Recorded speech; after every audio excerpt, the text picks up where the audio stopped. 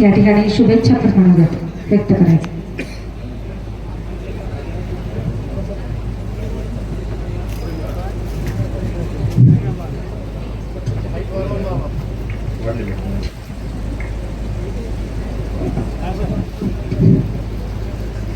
राजमाता पुण्यश्लोक अहिल्यादेवी होळकर महिला नागरी पतसंस्था मर्यादित सोनपेठ या पतसंस्थेच्या या भव्य दिव्य शुभारंभाप्रसंगी उपस्थित आपल्या जिल्ह्याच्या कर्तव्यदक्ष आणि कर्तव्यगार असलेल्या आपल्या पालकमंत्री आदरणीय मेघनादिदी साकोरे बोर्डीकर, या कार्यक्रमाचे अध्यक्ष, सर्वांचे नेते, गंगाखेड विधानसभा मतदारसंघाचे कार्यसम्राट आमदार डॉक्टर आमदार रत्नाकरजी गुट्टे साहेब, उपस्थित माजी आमदार व्यंकटरावजी कदम साहेब, उपस्थित आनंदरावजी भरोसे साहेब, सुरेशजी भुमरे साहेब, नगराध्यक्ष परमेश्वररावजी कदम साहेब, माजी नगराध्यक्ष चंद्रकांतजी राठोड साहेब, महिलांच्या राष्ट्रवादी काँग्रेस पक्षाच्या अध्यक्षा भावनाताई नखाते, जिजाबाई राठोड, त्या संस्थेच्या चेअरमन आमच्या वहिनी रुक्मिणीताई पंडितरावजी विटेकर, सर्व विद्याताईजी धोंडगे, सर्व सन्माननीय जिल्हा परिषदेचे सदस्य, सर्व कृषी उत्पन्न बाजार समितीचे सभापती, त्यांचे सर्व संचालक, पंचायत समितीचे सभापती, सर्व त्यांचे सन्माननीय संचालक, सर्व जिल्हा परिषद सदस्य, सर्व आमचे नगरपालिकेचे नगरसेवक,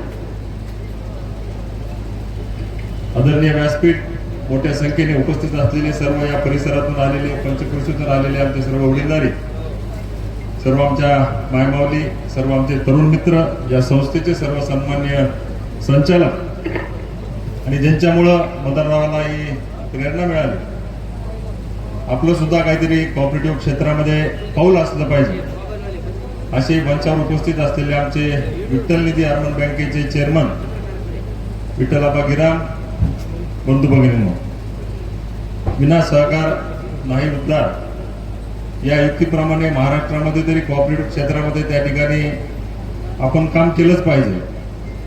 आणि अनेक दिवसापासूनची मदनरावची संकल्पना होती की आपण सुद्धा सहकार क्षेत्रामध्ये काहीतरी कार्य केलं पाहिजे आणि सर्वसामान्य शेतकरी असतील, सर्वसामान्य नागरिक असतील, यांच्यासाठी आपण काही ना काही सुरुवात करावी म्हणून अनेक दिवसांचं त्यांचं स्वप्न होतं, ते आज प्रत्यक्षामध्ये त्याची सुरुवात झालेली आहे. हे रजिस्ट्रेशन अगोदर वेगळ्या व्यक्तींच्या माध्यमातून होतं, त्यांना ती बँक सुरू करता आली नाही, म्हणून ज्या रजिस्ट्रेशनच्या नावावर अहिल्यादेवी होळकर नावावर हे रजिस्ट्रेशन होतं, मी मदनरावला विनंती करतो की सुरुवातीच्या तुमच्या बैठकीमध्ये त्याचं नाव बदलावं आणि राजमाता पुण्यश्लोक अहिल्यादेवी होळकर अशा पद्धतीचं नामकरण त्याचं त्या ठिकाणी करावं.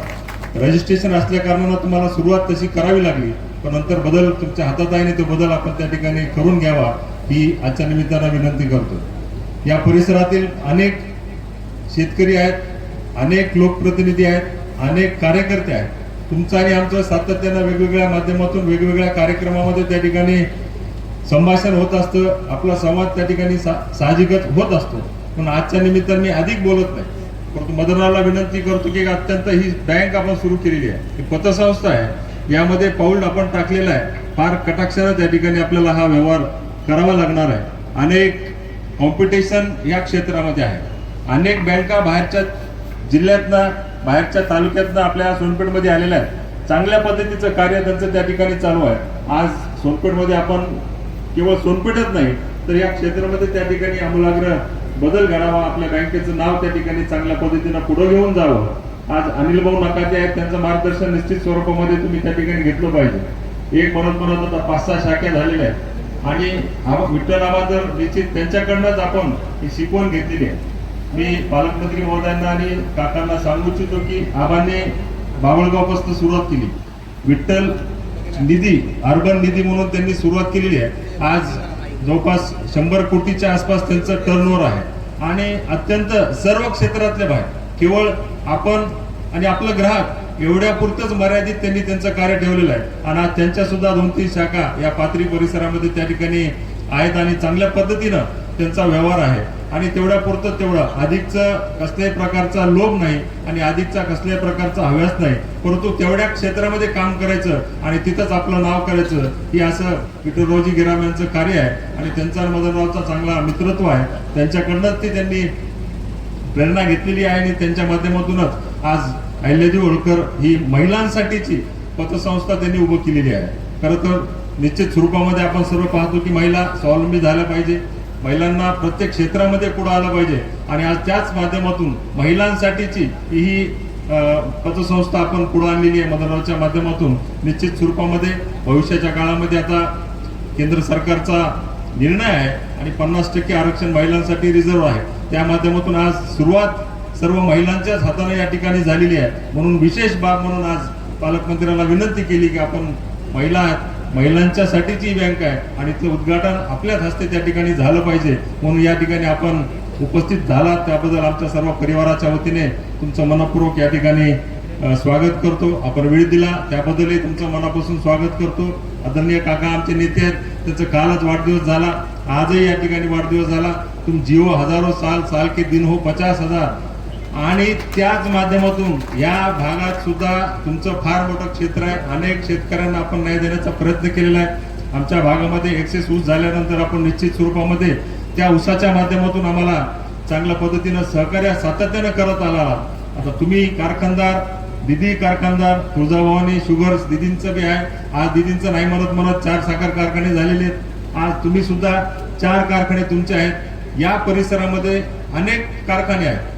लिंबा आमचा 21 शुगर, लिंबा शुगर्स आहेत, योगेश्वरी शुगर्स, इथं 21 शुगर्स आहे, इथं बोडके साहेबांनी वैद्यनाथ घेतलेला आहे.